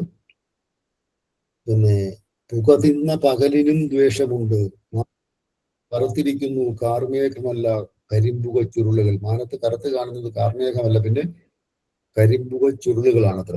വെളുത്ത് കാണുന്ന പൂക്കൾ പിച്ചിയല്ല, പിന്നെ വിഷം തിന്ന തെച്ചിയാണ് എന്ന് അദ്ദേഹം പറയുന്നത്. അപ്പൊ ഇങ്ങനെ കാലാകാലങ്ങളിൽ ജീവിച്ചിരുന്ന കവികളെല്ലാം ഇതിനെക്കുറിച്ച് പറഞ്ഞു. മലരണിക്കാടുകൾ തിങ്ങി തിങ്ങി മരതകാന്തിയിൽ മുങ്ങി മുങ്ങി കവിതകൾ പഠിച്ചിട്ടുള്ള കവിതയാണ്. രമണൻ എന്ന് പറയുന്ന കവിത തുടങ്ങുന്ന ഇങ്ങനെയാണ്. കാനന ചോയ എന്നൊക്കെ പറയുന്ന കവിത അത് തുടങ്ങുന്ന ഇങ്ങനെയാണ്. ഇങ്ങനൊരു കാഴ്ച, ഇത് വെറും കവിയുടെ ഒരു ഭാവനയല്ല. മലരണിഞ്ഞ കാടുകൾ തിങ്ങി നിൽക്കുന്ന മരതക കാന്തിയിൽ മുങ്ങി നിൽക്കുന്ന, മരതകം പച്ച നിറത്തിലുള്ള രത്നമാണ്. മരതക കാന്തിയിൽ മുങ്ങി നിൽക്കുന്ന കരളും വിഴിയും കവർന്നു വീഴുന്ന ആ ഒരു ഗ്രാമഭംഗിയെ കുറിച്ച് പറയുന്നുണ്ട്. പക്ഷേ ചങ്ങമ്പുഴയുടെ കാലഘട്ടത്തിൽ ജീവിച്ച ഒരാളിന് ഈ ഒരു കാഴ്ച നേരിട്ട് കാണാൻ പറ്റിയെന്ന് പറയാം. ഇന്ന് അങ്ങനെ ഈ മലരണിഞ്ഞ കാടുകൾ നിറഞ്ഞു നിൽക്കുന്ന മരതക കാന്തിയിൽ മുങ്ങി നിൽക്കുന്ന ഒരു കാഴ്ചയൊക്കെ വളരെ വിരളമാണ്. പക്ഷെ അന്നത്തെ കാലഘട്ടത്തിൽ ഇത് ഒരു സ്വാഭാവികമായ കാഴ്ചയായിരുന്നിരിക്കണം. എവിടെ തിരിഞ്ഞൊന്ന് നോക്കിയാലും അവിടെല്ലാം പൂത്ത മരങ്ങൾ മാത്രം. ഒരു കൊച്ചു കാറ്റെങ്ങാൻ വന്നു പോയാൽ തെരുതെരെ പൂമഴയായി. ഒരു ചെറിയ കാറ്റ് വന്നു പോയാൽ പൂമഴ പെയ്യുന്ന നിറയെ പൂത്ത മരങ്ങൾ നിൽക്കുന്ന ഒരു പ്രദേശത്തെ കുറിച്ചുള്ളൊരു വർണ്ണനയാണ് അതിനകത്ത്. നമുക്ക് ഇത് ഇന്ന് ഇങ്ങനെ എഴുതണമെങ്കിൽ ഒരു 100% ഭാവനയിൽ നിന്നുകൊണ്ട് എഴുതാൻ പറ്റും. അന്നൊരു പക്ഷെ ഇതെല്ലാം കണ്ടുകൊണ്ട് എഴുതാൻ പറ്റിയിരിക്കുകയാണ്. നോക്കൂ, ഇത് നമ്മള് ഈ ബലിയിടാനൊക്കെ പോകുന്ന ആൾക്കാർ ഇങ്ങനെ ചൊല്ലിക്കേൾക്കുന്ന ഒരു സാധനമാണ്. അതായത് ഗംഗേ യമുനേ ചൈവ ഗോദാവരി സരസ്വതി നർമ്മദേ സിന്ധു കാവേരി ജലേസ്മിൻ സന്നിധിം കുരു എന്ന് പറയുന്ന ഒരു പ്രാർത്ഥനയുണ്ട്. അതായത് സപ്തനദികളിലെ ജലത്തിനെ ഇങ്ങനെ ആവാഹിക്കുന്ന ഒരു പ്രാർത്ഥനയാണ്. ഇത്തരത്തിലുള്ള പ്രാർത്ഥനകളെല്ലാം നദീ സംരക്ഷണവുമായിട്ടൊക്കെ ബന്ധപ്പെട്ട് ചിന്തിച്ചാൽ അതിനകത്തും ഒരുപാട് പിന്നെ അർത്ഥതലങ്ങളുള്ളത് നമുക്ക് കണ്ടെത്താൻ പറ്റും.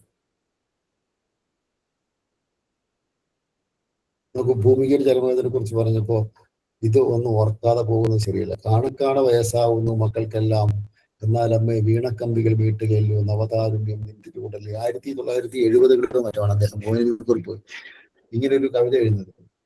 ഇത് ഭൂമിയെന്നോ ഭൂമിഗീതമെന്നോ മറ്റാണ് ഈ കവിതയുടെ പേര്. ഈ കവിത എഴുതുന്ന സമയം എഴുതുന്നത് ഇങ്ങനെയാണ്, അത് പറയുന്നത് ഇങ്ങനെയാണ്: ഭൂമിയുടെ മക്കളായ മനുഷ്യരെല്ലാം കാണക്കാണ വയസ്സായി വരുന്നു, എന്നാൽ ഭൂമി മാത്രം നിത്യയൗവനാവസ്ഥയിൽ നിലകൊള്ളുന്നു. അതൊരല്പം അസൂയയോടെയാണോ അതോ പിന്നെ എങ്ങനെയാണ് അദ്ദേഹം അന്ന് കവിത എഴുതുന്നത്? പക്ഷെ അതേ കവി തന്നെയാണ് ഭൂമിക്ക് ഒരു ചരമഗീതം എഴുതിയത്. ഇപ്പൊ ചരമഗീതം എഴുതുന്ന അവസ്ഥ എന്താണ്? മുണ്ടിത ശിരസ്കയായി ഭ്രഷ്ടയായി സൗരമണ്ഡല പെരുവഴിയിലൂടെ മാനഭംഗത്തിന്റെ മാറാപ്പുമേന്തി സന്താനഭാവത്തിന്റെ വീഴ്പ്പുമേന്തി പാതിയും ഒഴിഞ്ഞ മനസ്സിൽ അതിതീവ്രമായ വേദന മാത്രം ബാക്കിയാക്കി കടന്നുപോകുന്ന ഭൂമിയെ കുറിച്ച്. ഭൂമി ഇല്ലാണ്ടായി കഴിഞ്ഞാൽ ഭൂമിയെ മാത്രം ആശ്രയിച്ച് കഴിയുന്ന മക്കളായ മനുഷ്യരും ഈ ഭൂമിയിൽ ഉണ്ടാവില്ല എന്നൊരു തിരിച്ചറിവിലേക്ക് അദ്ദേഹം എത്തുക കൂടി ചെയ്യുന്നുണ്ട് പിന്നെ ആ കവിതയിൽ. നമുക്കും പിന്നെ ഉണ്ടാവേണ്ട ഒരു തിരിച്ചറിവ്, ഒരു ബോധ്യം അത് തന്നെയാണ്. അതായത് പിന്നെ ഇവിടെ അവശേഷിക്കയില്ലാരും ഈ ഞാനും, അതുകൊണ്ട് ഇത് നിനക്കായി ഞാൻ കുറിച്ചിടുന്നു എന്നാണ് കവി പറയുന്നത്. അപ്പൊ ഭൂമി ഇല്ലാതായി കഴിഞ്ഞാൽ ഭൂമിയെ മാത്രം ആശ്രയിച്ച് കഴിയുന്ന മക്കളായ മനുഷ്യർക്ക് നിലനിൽപ്പുണ്ടാവില്ല, നമ്മൾ ഉണ്ടാവില്ല. അപ്പൊ എത്ര തന്നെ ഉയരത്തിൽ ചാടിയാലും, എത്ര തന്നെ ഈ എന്താ പറയുന്നത് ഈ പുരോഗതിയുടെ വഴിയിലൊക്കെ സഞ്ചരിച്ചാലും ആ പുരോഗതിയെല്ലാം, ആ അത്തരത്തിലുള്ള വികസനങ്ങളെല്ലാം ഭൂമിയുടെ നിലനിൽപ്പിനെ ബാധിക്കുന്ന തരത്തിലാണ് എങ്കിൽ അതൊന്നും വികസനമേ അല്ല ഒരു കാഴ്ചപ്പാടിലേക്ക് നമ്മൾ പിന്നെ എത്തേണ്ടതുണ്ട്. പിന്നെ നമ്മളിതിനെ കുറിച്ചൊക്കെ പറയാൻ നിന്നാൽ ഇങ്ങനെ ഒരുപാട് പറഞ്ഞുകൊണ്ട് ഇരിക്കേണ്ടി വരും. അതുകൊണ്ട് സമയം ഇങ്ങനെ 9 ഞാൻ തൽക്കാലം അവസാനിപ്പിക്കുകയാണ്. നിങ്ങൾക്ക് എന്തെങ്കിലും ചോദിക്കാനുണ്ടെങ്കിൽ ചോദിച്ചാൽ ഞാൻ.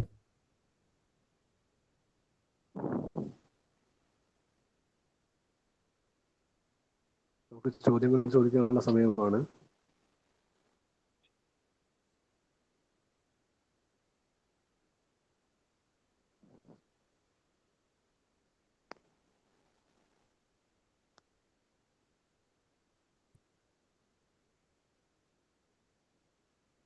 എന്തെങ്കിലും ചോദ്യങ്ങളുണ്ടെങ്കിൽ ചോദിക്കാം.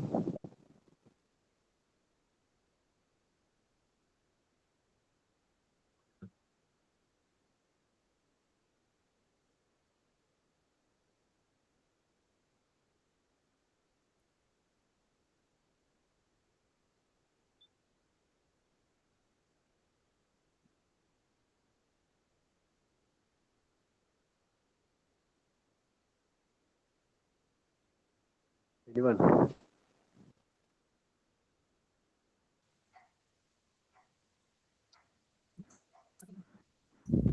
ചോദ്യങ്ങളൊന്നുമില്ല.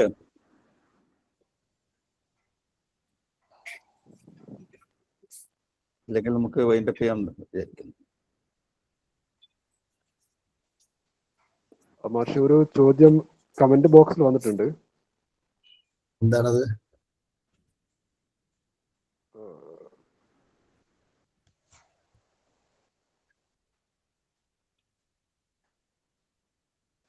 എന്താന്ന് പറയുന്നത്? വിഷയം മലയാള കവിതയിലെ പരിസ്ഥിതിയോ അതോ സംസ്കൃത ശ്ലോകത്തിലെയാണോ എന്നാണ്. മലയാള കവിതയിലേക്ക് വരാൻ വേണ്ടിയിട്ട് ഒരു ആമുഖം എന്നുള്ള രീതിയിൽ ഞാൻ അതിലോട്ട് വന്നു, അതുവഴി വന്നേ ഉള്ളൂ. പക്ഷെ സമയം കുറഞ്ഞു പോയിട്ട് അധികം മലയാള കവിതയിലോട്ട് പറയാൻ പറ്റിയില്ല. അതാണ് സംഭവം.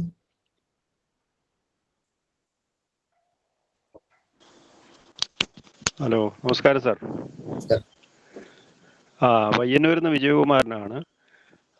താങ്കൾ പറഞ്ഞ ഒരു അഭിപ്രായമായിട്ട് പറയാണ്, ഗംഗേ ജമുന യോഗതാവ സരസ്വതി, അത് തീർത്ഥം നമ്മൾ അത് മരണാനന്തര കർമ്മക്കായാലും പൂജയ്ക്കായാലും ഇതിനായാലും തീർത്ഥം ഉണ്ടാക്കുന്നതിന്, തീർത്ഥം നമ്മൾ കിണ്ടിയിൽ ഉണ്ടാക്കുന്നതിന് ഈ സപ്ത നദികളെയും ആവാഹിച്ച് കിണ്ടിയിലേക്ക് ആവാഹിക്കുന്നതിനുള്ള മന്ത്രമാണത്. അത്ര തന്നെയാണല്ലോ ഞാൻ പറഞ്ഞത്. അതെ, അത്ര വിപുലമായ അർത്ഥത്തിലാണ് അത് ഉപയോഗിക്കുന്നത്. എന്ന് പറഞ്ഞാൽ അങ്ങനെ ഭാരതത്തിലെ എല്ലാ നദികളെയും ജലം ഈ കിണ്ടിയിൽ ഈ കർമ്മത്തിന് വേണ്ടി നമ്മൾ ഉപയോഗിക്കുന്നു. ആ നദികളിൽ പോയി കുളിച്ച ഒരു, അല്ലെങ്കിൽ ആ നദിയെ അനുഭവിച്ച ഒരു എഫക്റ്റിന് വേണ്ടിയിട്ടാണ് അന്ന് നമ്മുടെ പിതാമഹന്മാർ അത് അന്ന് ചെയ്തിരിക്കുന്നതെന്നാണ് ഞാൻ മനസ്സിലാക്കിയിരിക്കുന്നത്. അങ്ങനെ തന്നെയാണ് ഞാൻ പറഞ്ഞത്. സപ്തനദികളിലെയും ജലത്തിനെ ഒരു പാത്രത്തിലേക്ക്, ഒരു കിണ്ടിയിലേക്ക് ആവാഹിക്കുന്നതായിട്ടാണ് അത് പറയുന്നത്. അതെ ഞാൻ അതെ ഉദ്ദേശിച്ചുള്ളൂ അതായത് ഈ ഗംഗ പോലെയുള്ള പുണ്യ നദികളെ, ജലത്തിനെ നമ്മൾ നദിയിൽ ഈ വെള്ളത്തിലേക്ക് അല്ലെങ്കിൽ ഈ പാത്രത്തിലേക്ക് ആവാഹിക്കുക എന്ന് പറയുമ്പോൾ ആ നദികളെല്ലാം പുണ്യമായ പേരിൽ മാത്രമല്ല പുണ്യമാകേണ്ടത്. ഗംഗയുടെയൊക്കെ അവസ്ഥ നമുക്ക് അറിയാമല്ലോ. അപ്പൊ അതുപോലെ സംരക്ഷിക്കണം എന്നുള്ളൊരു സെൻസ് കൂടി ഉണ്ട് അതിനകത്ത്.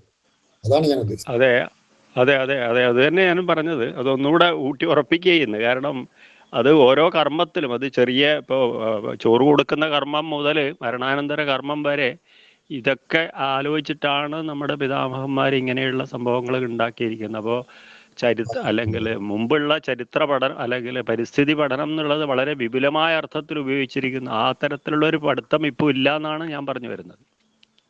അതെ. ഓക്കെ, ശരി സാർ, താങ്ക് യു.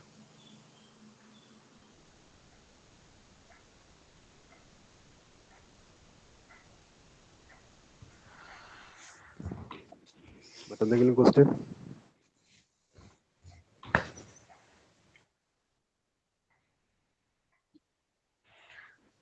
നമസ്കാരം സർ. നമസ്കാരം. എൻ്റെ പേര് ബീന, മൊറാഴയിൽ നിന്നാണ്. ഇത് ചർച്ചകൾ ഇങ്ങനെ സംഘടിപ്പിക്കുന്നു, ചർച്ചകളും കവിതയിൽ ഉള്ള മലയാള കവിതയിലായാലും ഉള്ള പരിസ്ഥിതി സംബന്ധമായ കാര്യങ്ങളെല്ലാം നമുക്കറിയാം, പണ്ട് മുതലേ അറിയാം, പലരും പറഞ്ഞിട്ടും. പക്ഷെ അത് ശരിക്കും പറഞ്ഞാൽ ചർച്ച ചെയ്ത് അത് മതിയാക്കി അതോടെ തീർന്നു. ശരിക്കും പറഞ്ഞാൽ ഇതിനൊരു പരിഹാരം അല്ലേ ശരിക്ക് വേണ്ടത്? ചർച്ചയെ കുറ്റം പറഞ്ഞല്ല, ചർച്ചയെ കുറ്റം. ഇതിനകത്ത് സംഭവിക്കുന്ന അറിയാമോ? നമ്മള് ഈ മോസോൻ എന്നൊരു ഒരു കവിതയുണ്ട്, അതിനകത്ത് പറയുന്നുണ്ട്. അതായത് ഈ ആണ്ടയ്ക്കൊരിക്കൽ ഒരു ഓഗസ്റ്റ് 15 അരുമയായി നുണയുന്ന മധുരമോ ഭാരതം, വർഷപരീക്ഷയ്ക്ക് വേഗം വരയ്ക്കുന്ന വർണ്ണമേളം കൊണ്ട വരയിലോ ഭാരതം എന്നൊരു ചോദ്യം അദ്ദേഹം ചോദിക്കുന്നുണ്ട്. ഭാരതീയം എന്ന് പറയുന്ന കവിത. നമ്മള് ഭാരതത്തെ കുറിച്ച് ഓർക്കുന്നത് ഒരു ഓഗസ്റ്റ് 15 സ്കൂളിൽ മുട്ടായി വിതരണം നടത്തുമ്പോൾ കിട്ടുന്ന മധുരത്തിലൂടെ, അല്ലെങ്കിൽ പരീക്ഷയ്ക്ക് ഇന്ത്യയുടെ പടം വരച്ച് ഭാഗങ്ങൾ അടയാളപ്പെടുത്താൻ പറയുന്നു. അങ്ങനെ ചില സന്ദർഭങ്ങളിൽ മാത്രം ഭാരതത്തിനെ കുറിച്ച് ഓർക്കുന്നുണ്ട്. അപ്പൊ ദിനാചരണങ്ങളുടെ ഒക്കെ ഒരു പ്രശ്നവും അത് തന്നെയാണ്. നമുക്കിപ്പോ ഒരുപാട് ദിനങ്ങളുണ്ടല്ലോ. കടുവയ്ക്കൊരു ദിനമുണ്ട്, ആനയ്ക്കൊരു ദിനമുണ്ട്, ജലത്തിനൊരു ദിനമുണ്ട്, പർവ്വതങ്ങൾക്കൊരു ദിനമുണ്ട്. എന്തിനും അച്ഛനും അമ്മയ്ക്കും ഒക്കെ ഓരോ ദിനങ്ങളുണ്ട് ഇപ്പോൾ. ഇത്തരത്തിലുള്ള ദിനാചരണങ്ങളിലോ അല്ലെങ്കിൽ എപ്പോഴെങ്കിലും ഒക്കെയുള്ള ഒരു ഓർമ്മപ്പെടുത്തലോ മാത്രമായിട്ട് ഒതുങ്ങി പോകുന്നു എന്നുള്ളതാണ് നമ്മുടെ ഒരു ഏറ്റവും വലിയൊരു അപജയവും. അത് മാറണം. അദ്ദേഹം പറഞ്ഞത് കറക്റ്റാണ്. Okay, thank you sir.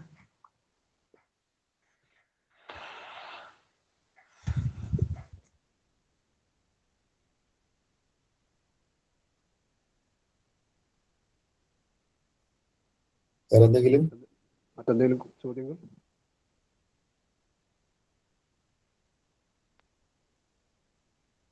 മറ്റു ചോദ്യങ്ങളൊന്നും ഇല്ലാന്ന് തോന്നുന്നു സാർ.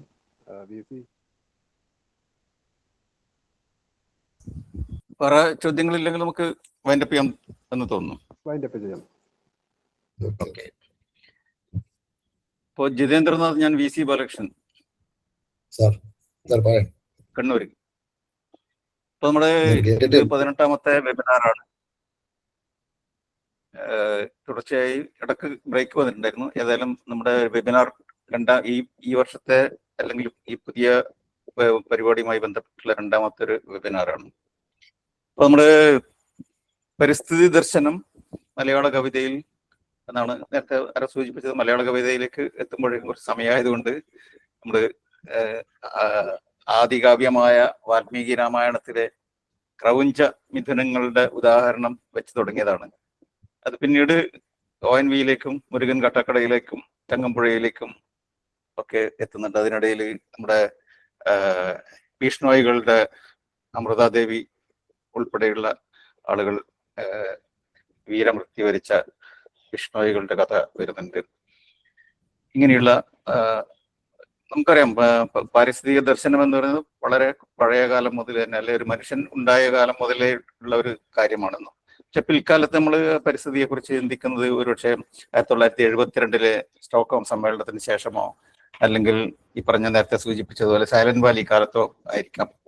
പക്ഷെ അതിനു മുമ്പ് തന്നെ നമുക്കറിയാം പല രാജ്യങ്ങളിൽ, ഇപ്പം അമേരിക്ക പോലുള്ള രാജ്യങ്ങളിൽ യെല്ലോസ്റ്റോൺ നാഷണൽ പാർക്ക് വരുന്നുണ്ട്. സോവിയറ്റ് യൂണിയനിൽ 1919 ലെനിന്റെ നേതൃത്വത്തിലുള്ള ബോൾഷെവിക്കുകൾ അധികാരം പിടിച്ചതിന് ശേഷം അവിടെ 10,000-കണക്കിന് ഹെക്ടർ സ്ഥലങ്ങൾ നിയമപ്രകാരം തന്നെ കൺസർവേഷൻ റിസർവുകളായിട്ട് പ്രഖ്യാപിക്കുന്നുണ്ട്. ഇങ്ങനെയുള്ള ഒരുപാട് പരിപാടികൾ ലോകത്തെമ്പാടും നടന്നു വരുന്നുണ്ട്.